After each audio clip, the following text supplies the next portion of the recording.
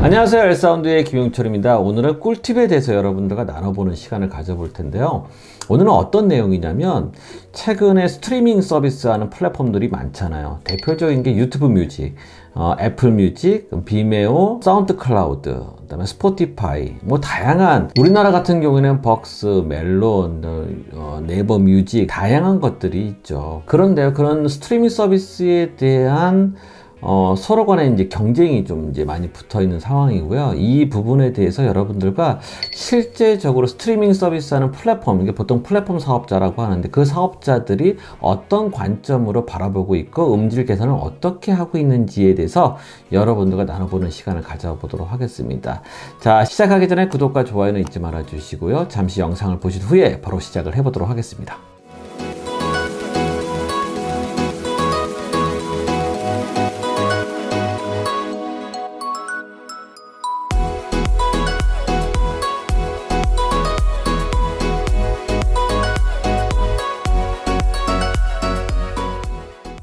자, 시작을 해보도록 하겠습니다.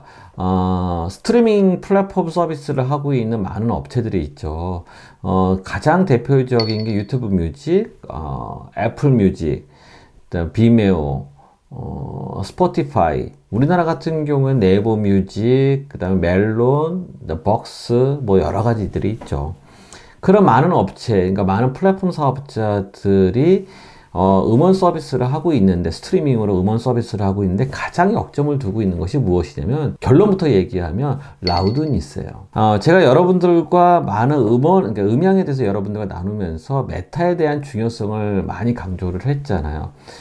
기존에 이제 우리가 많이 이제 음향에서, 우리가 오퍼레이팅이나 음향 현장에서 많이 쓰게 되는 메타들이 이제 VU 메타, PPM 메타, 뭐 그런 메타들이 있지만, 최근 들어서 동향들이 많이 바뀌게 됐죠. 특히 이제 레코딩이라든지 뭐 이런 쪽으로 넘어가면서 가장 많이 보게 되는 메타가 바로 라우드니스 메타라는 거예요. 그만큼 라우드니스 메타에 대한 중요도가 확 올라갔고요. 그러다 보니까는 이 스트리밍 서비스를 하고 있는, 음원의 스트리밍 서비스를 하고 있는 많은 플랫폼들이 라우드니스에 대한 중요성을 알게 되고 그 부분에 대해서 많이 연구를 하고 있다는 거죠. 그래서 여러분들에게 그 부분에 대해서 잠깐 나눠볼 텐데요. 그렇다고 하면 우리가 알고 있는 레벨과 라우드니스의 차이점이 무엇일까요? 레벨은요, 어떻게 보면 객관적인 수치예요. 어떤 소리에 대한 시그널 자체를 전압으로 바꿔가지고 레벨로 표시를 한다는 거죠.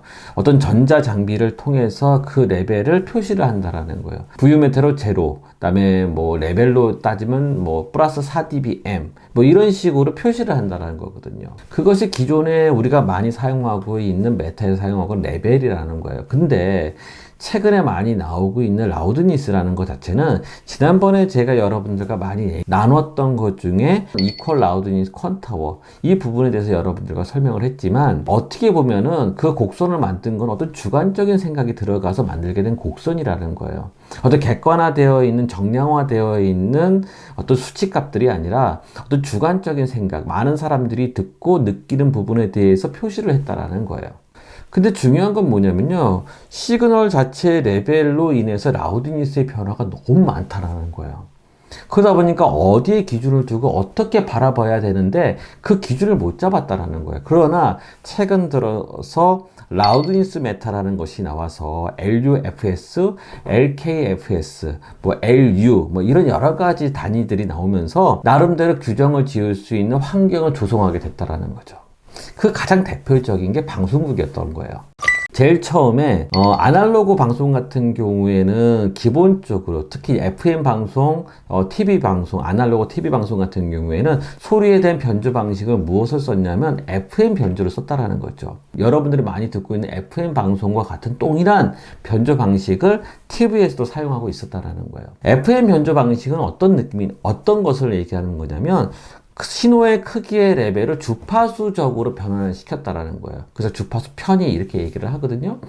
그러다 보니까는 신호가 너무나 크면은 주파수 대역폭을 넓게 잡게 된다라는 거예요. 그 방송국마다 정해져 있는 어떤 대역폭이 있는데 그 대역폭을 넘어가는 일이 발생한다라는 거거든요. 그러다 보니까는 전파관리소라고 우리나라에서 방송국을 관리하는 어떤 기관이 있어요. 그 기관에서 당신의 방송은 변조가 너무 과하게 들어가기 때문에 인접 방송국에 침해할 수 있는 요소가 있습니다.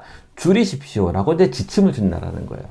그렇기 때문에 함부로 우리가 레벨을 마음대로 올릴 수 없다라는 규정 하에서 방송국들이 그 기준을 지켜가면서 방송을 했다라는 거죠. 근데요, 디지털 방송으로 넘어가면서부터 그 변조 방식이 필요가 없어지게 된 거죠. 오히려 방송국마다 큰 레벨의 신호를 만들고 싶었고 그 신호를 보내고 싶었더라는 거예요. 근데 그게 문제가 됐던 게 뭐냐면, 여러분도 잘 생각해보면 TV 방송을 보는데 1번 채널, 2번 채널, 3번 채널이 있어요. 근데 어느 방송을 딱 틀었는데 소리가 너무 커. 근데 어느 방송을 딱 틀었는데 소리가 너무 작아. 그러면 그 방송국 채널을 돌릴 때마다 레벨을 계속 움직여야 한다는 거죠. 그래서 디지털 방송을 하게 되면서 ITU-R이라는 곳이 있어요. 국제기구예요. 특히 ITU라는 기구가 있는데 거기에 R이라고 단어를 붙인 이유는 뭐냐면 라디오와 관련된, 방송국과 관련된 어떤 규정을 짓는 기관이라는 거죠.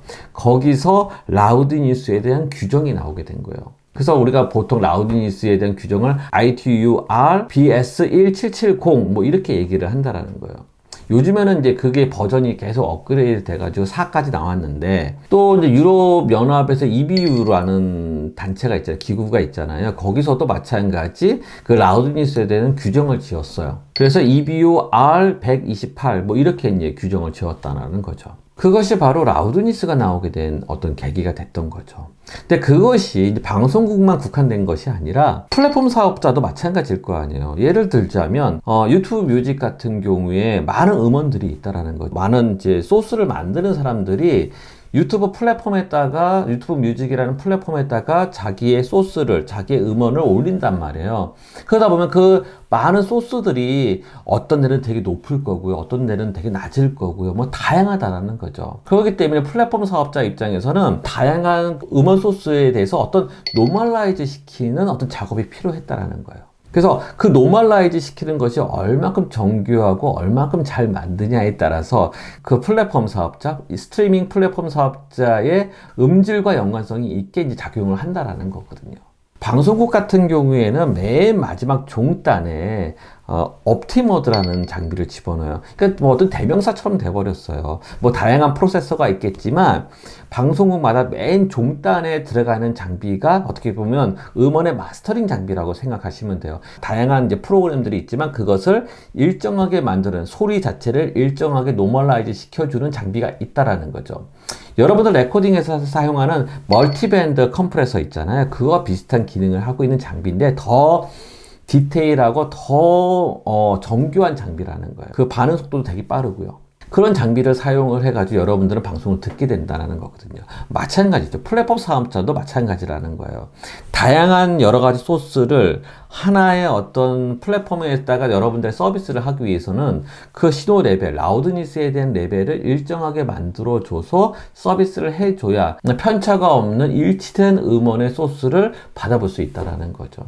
자, 그러면 한번 여러분들 한번 예를 들어서 한번 보도록 할게요. 자, 지금 보시는 것이 유튜브 뮤직에 나와 있는 화면이에요. 여기를 보시면 이 유튜브 뮤직에서 어떻게 서비스를 하고 있는지 잠깐 보자라는 거죠. 지금 화면에서 보게 되면은 이게 구성이 되어 있어요. 아, 여기서 중요한 건 유튜브 뮤직의 음질을 어떻게 높입니까? 라는 질문이 있었어요. 그거 간단하거든요. 클릭을 하시고요. 설정을 누르시고요. 그 다음에 이제 재생이라고 있습니다. 재생을 누르시면 오디오 품질이 나와요. 이 오디오 품질에서 설정을 높게 해야지 고음질의 이제 서비스를 받게 되는 거고요. 그것은 뭐 보통 256K 이상의 서비스를 받으려면 높게 잡아야 된다는 거죠.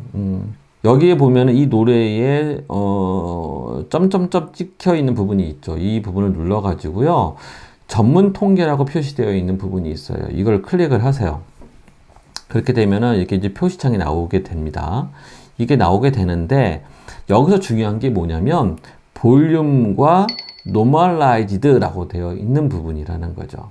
그러니까는 원래 시스템이 갖고 있는 이게 75%라는 거는 뭐냐면 얘 볼륨 값이에요. 이 볼륨을 줄이면 이렇게 줄어들겠죠.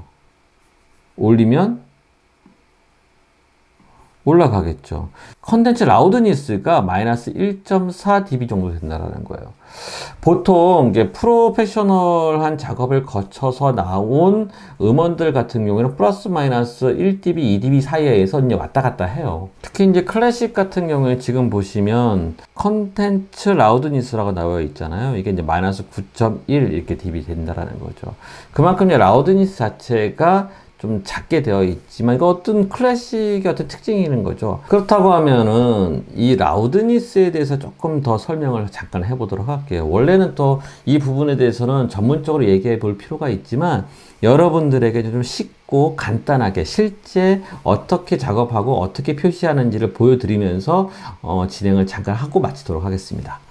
자, 이번에는 일단 로직을 잠깐 열어놨어요. 지금 제가 로직을 열어놨는데 여기서 중요한 게 뭐냐면 라우드니스 메타를 이제 봐야 되는 거죠. 로직 같은 경우에는 기본적으로 라우드니스 메타가 있어요. 지금 보시는 이런 메타가 있긴 한데 보기가 조금 어렵죠. 보기가 좀 쉽지가 않아요. 그러다 보니까 이런 메타보다는 요즘 많이 사용하는 메타가 지금 보시면 유린이라는 이 메타를 많이 사용해요. 그러니까 무료고요. 무료 어플이고요. 이 어플을 많이들 사용하고 있어요. 이제 플러그인으로 사용을 하는 거죠.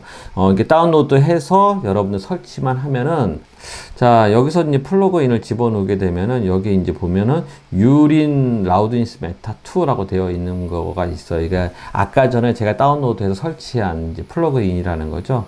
자, 이렇게 집어넣게 되면은 이렇게 이제 표시가 될 겁니다. 먼저 피버라는 노래를 가지고 우리가 한번 보자라는 거죠. 그러면 이제 이렇게 이제 올라가는 거죠. 근데 여기서는, 여기서 중요한 게 뭐냐면, EBU라는 단위가 있고요. EBU, 아까 전에 EBU에서는, 128, R128이라는 단위가, 규정이 있고요.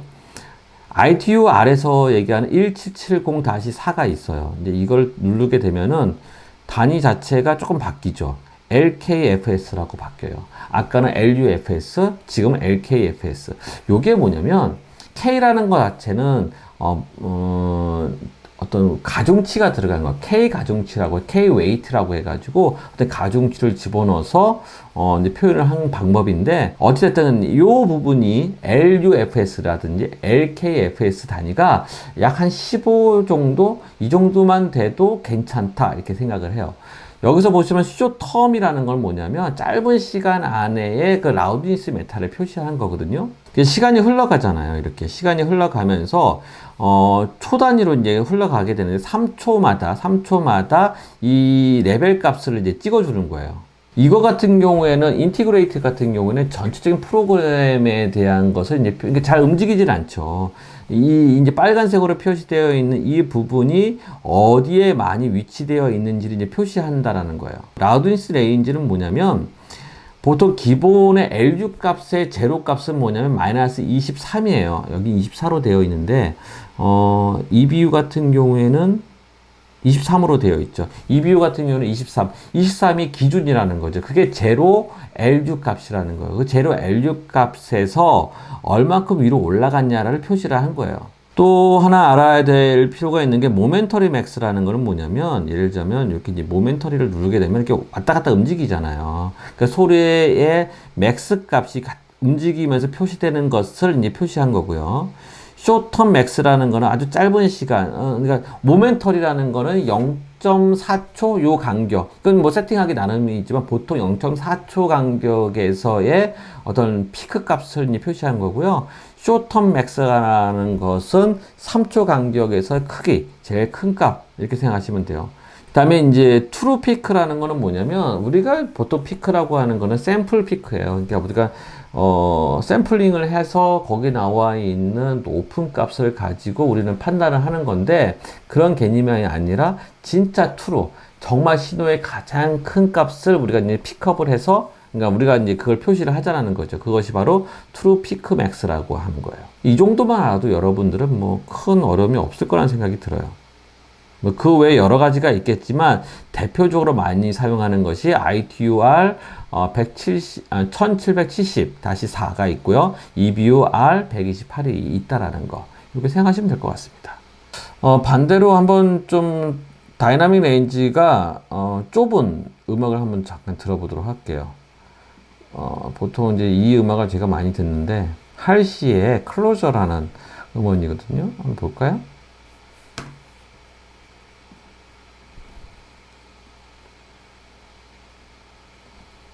그쵸. 아까하고 좀 많이 다르죠.